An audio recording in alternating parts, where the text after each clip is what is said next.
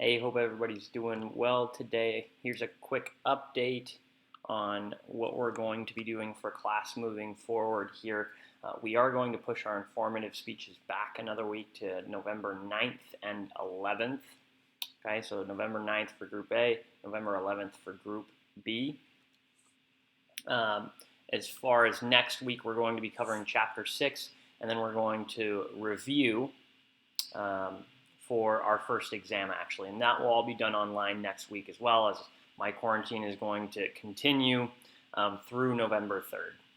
So, November 4th, rather.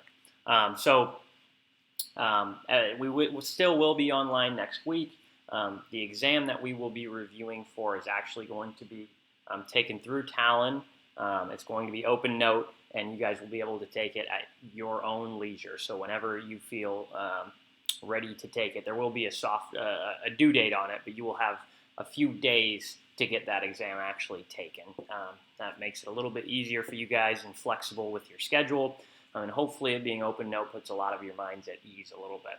Okay, so as we are still kind of gearing up for both of those things, our exam and our informative speeches, today we're going to be talking about managing anxiety and apprehension when delivering your speech, which is something that I'm sure a lot of us will face, right? A great deal of anxiety as we get up to speak in front of the entire class. Just make sure we're recording here. We are. All right.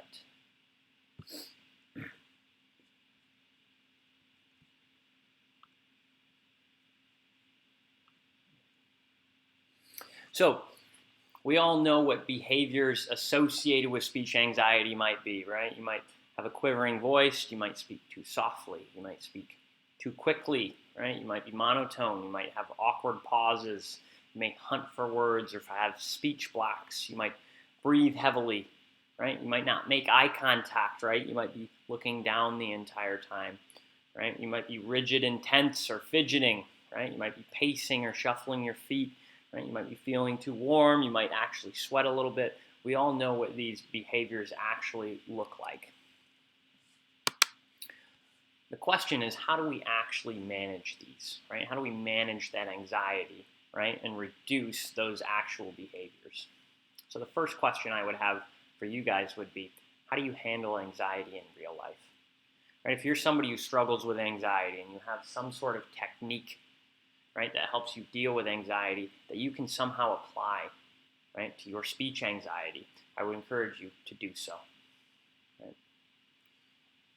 Secondly, you manage your speech anxiety by practicing and by being well organized, really just being well prepared for your speech, right? And that just makes logical sense, right? If you go up there, you're not well rehearsed, you're not organized, and you don't feel confident in what you're actually presenting about, obviously you're going to feel much more anxiety and nervousness than if you're well rehearsed, organized, and you know what your speech is going to look like.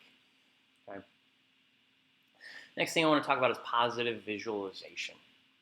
I don't know if I've talked about the free throw study in this class or not, but I read a book called Mind Gym, and it was all about sports psychology and training your mind, right?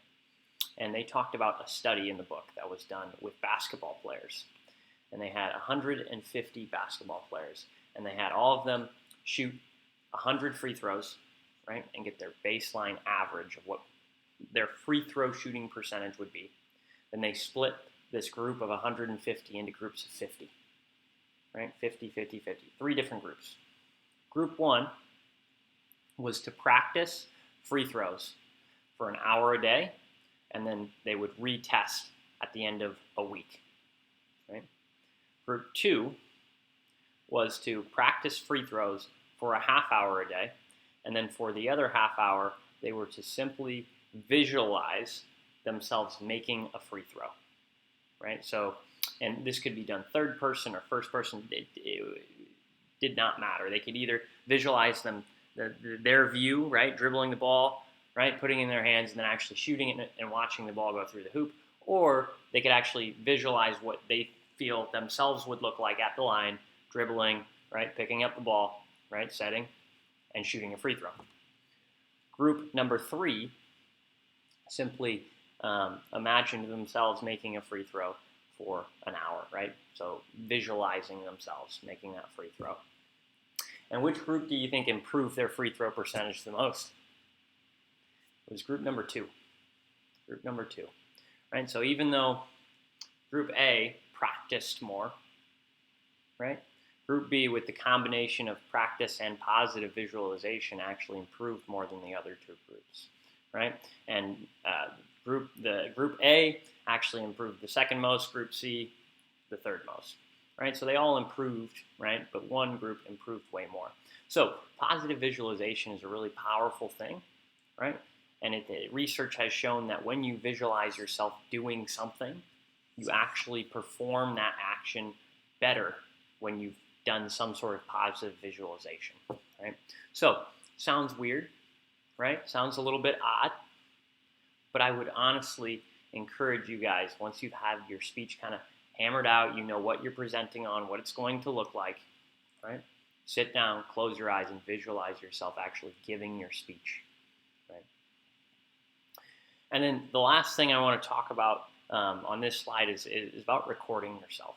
I would encourage every single one of you to record yourself giving your speech to a small audience, right? Maybe a couple of your friends, right? Or even if you can't gather an audience and you can only deliver it yourself, right? I would still encourage you to record yourself. Why? Well, you can actually tell what you're doing well, right? How articulate you're being, and what you maybe need to improve on. So here's some things to look for when you're actually watching yourself, right, vocally. So your volume, right, your pronunciation, your grammar, your articulation, vocal fillers, things like ums and uhs, right? When we get nervous, a lot of us put those vocal fillers in there, and we do that in everyday conversation as well. But a good public speaker keeps vocal fillers to a minimum. Okay? Your rate. How quickly are you speaking? Are you speaking too quickly or too slowly? Right? I find that around 95% of people who get nervous, right, when they're presenting in front of people, they start to speak more quickly. So keep that in mind, right? Our speeches need to be 3 to 5 minutes, right? And as we've talked about, right? So when you're rehearsing, right, and your speech is right at 3 minutes, right? If you're somebody who gets up there and you're nervous, right, you might fall short a little bit on that time constraint there. Okay. Awkward pauses, right? Do you have any time where you lose your train of thought, right, and pause for a long period of time? What's your tone like? Your tone and your pitch and your volume really all go together. What do you sound like? A few things to look for physically, right, if you record yourself and watch it back. Number 1 is your personal appearance, right? Do you look professional, right? Your body movements, your gestures, right? Are you accenting what you're saying with your actual gestures? Right? Your facial expressions, and then eye contact, eye contact, eye contact. When we get nervous, we don't want to make eye contact with people, right? We immediately want to look down.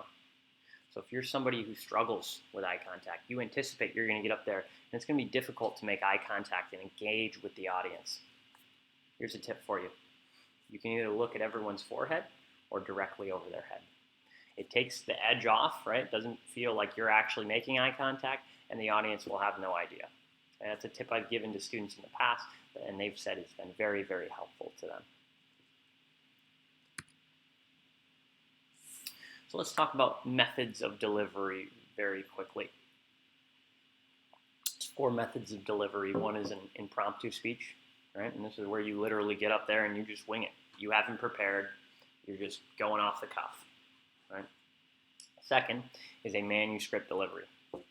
This is one of my pet peeves, right? And a manuscript delivery is where you've written out your entire speech and you get up there and you just start reading off a piece of paper. That is not a speech. That's a paper that you wrote and then read to the class. Okay?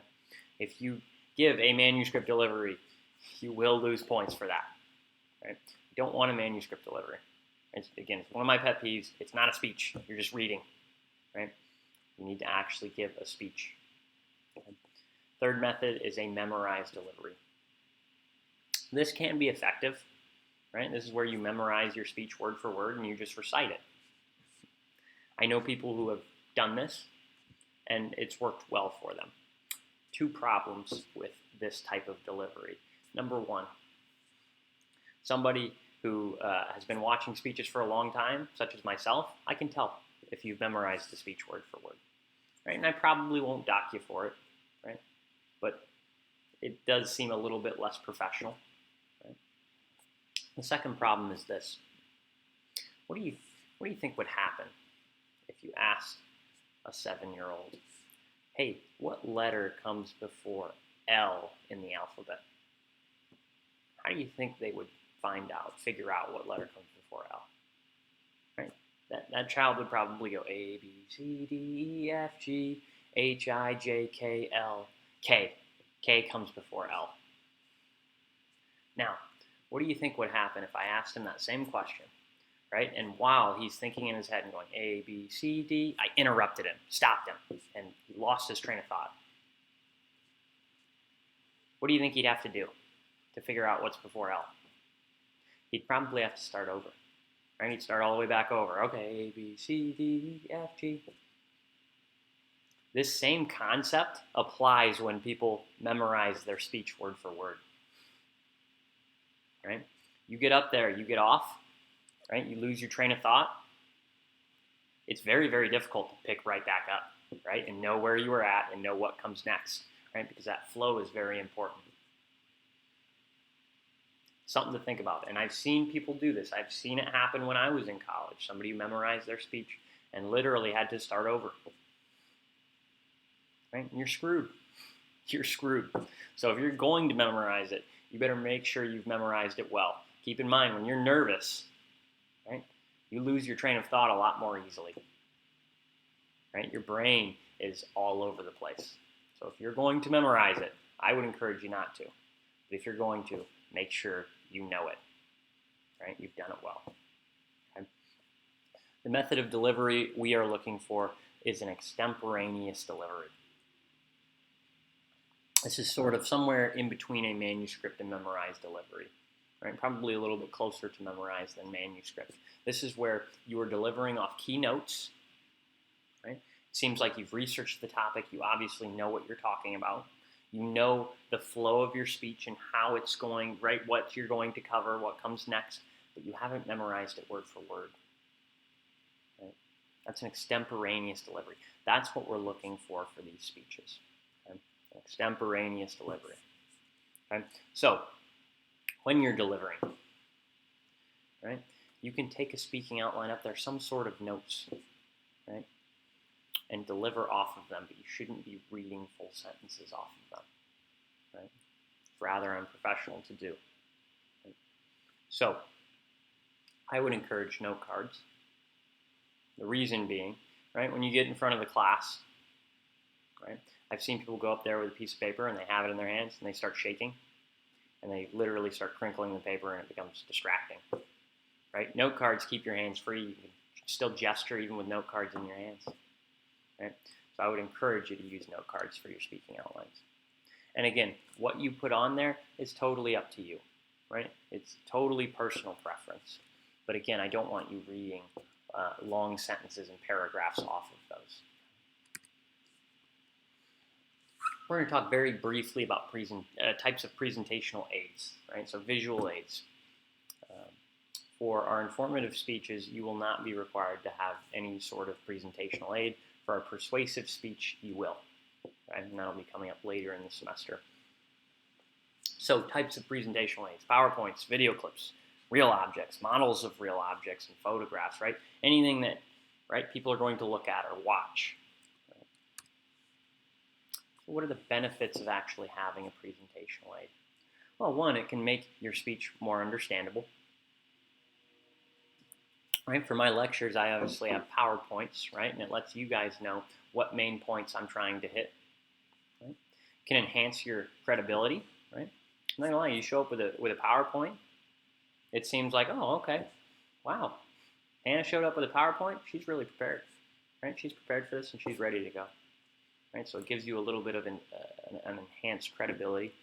It can help you accomplish your purpose. It can hold the audience's attention. Now, this is actually something that is kind of a double-edged sword here when we talk about holding the audience's attention. And I actually want to pull up a video to show you guys very quickly.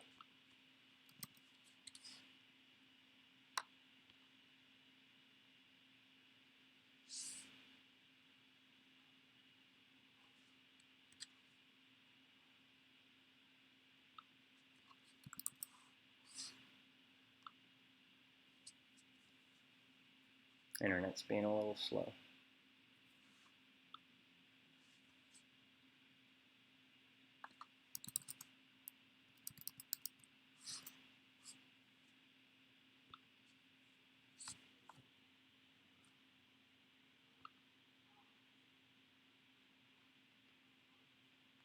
Guys, Donald Trump Jr.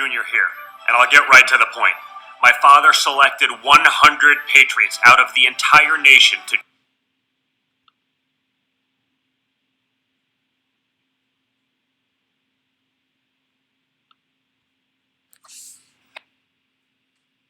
And the same thing goes for quarterly reports. They are unreadable. They're just numbers and boring and blah. So what I was thinking is that maybe we should have some sort of graphic, like if we have a bad quarter, put in a storm cloud.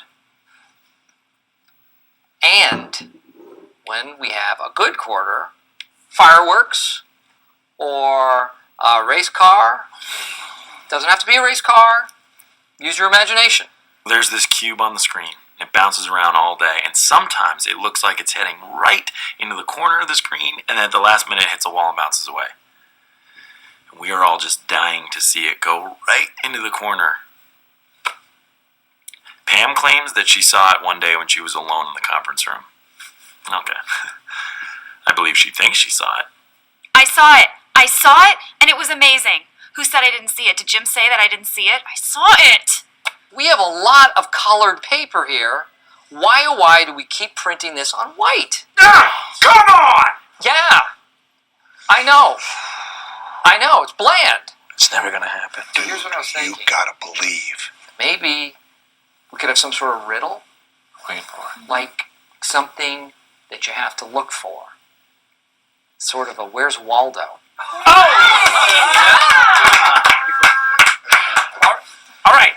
All right, let's quit while we're ahead. That was so awesome. That was awesome. Thank you. Some days I am just on fire. What did I say?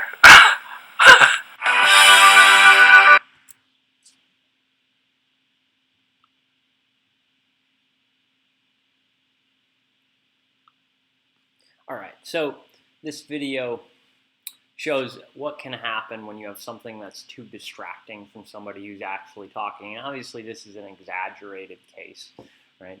And obviously he did not mean to have the TV right in the background with the screensaver, right, and the cube bouncing around all over the place. He had no idea what they were actually looking at. But if you actually have some sort of presentational aid that is too distracting, right, it can actually pull the audience's attention away from you, right, and onto the presentational aid, which is not what you want. You want a balance. You want people listening to you and the presentational aid to be there simply to guide them and keep you on course. Okay? It can also help you provide evidence, right, so you can put statistics and things like that on it if you choose, and it can also help with delivery. So my PowerPoints, for example, actually serve as my speaking outline as well.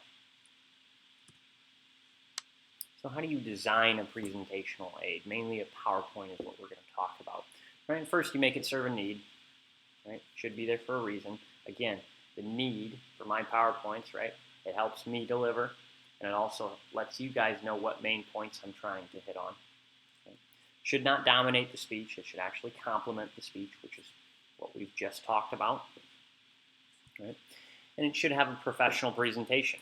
What's a professional presentation? Well, let's talk about it really quickly. Very simple, but people screw this up all the time. Right? If you're creating an effective PowerPoint, you should have contrast between the background and the text. Right? What does that mean? If you have a light background, you should have dark text, similar to this PowerPoint. Right? If you have a dark background, you should have light text. Right? You have no clue how many people are on their computer and they're like, well, that's not a ton of contrast, but you can see it. And then they get it up on the PowerPoint and they realize, oh, wow, the resolution on this is way different than what's on my actual computer, right? And then people can't read the text.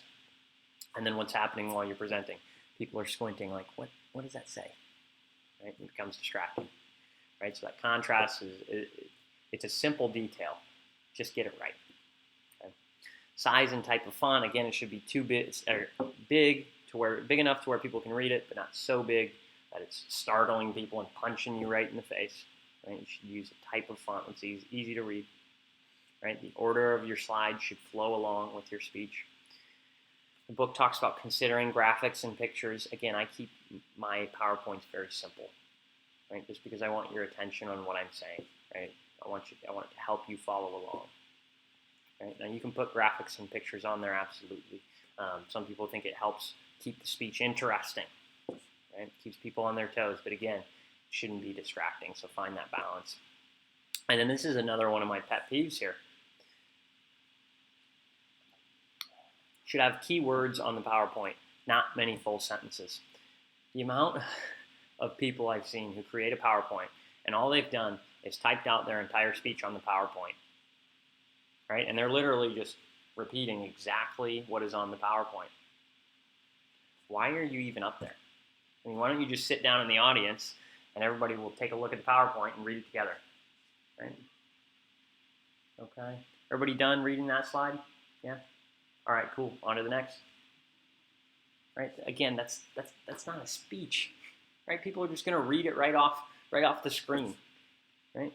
So get up there, put keywords on the PowerPoint, and deliver off that, and expand on what's actually on the PowerPoint, rather than putting a ton of full sentences up there and reading, right off of what's on the PowerPoint, right? It's totally pointless, right? Even if you've memorized your speech and you're simply reciting what's on the PowerPoint without looking at it, right? That's still just pointless to even have you up there. So keywords on the PowerPoint, not many full sentences.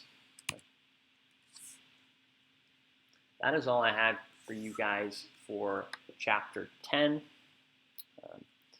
I will get an updated course schedule uploaded onto Talon here by the end of the week. That way everybody will know what the plan is moving forward.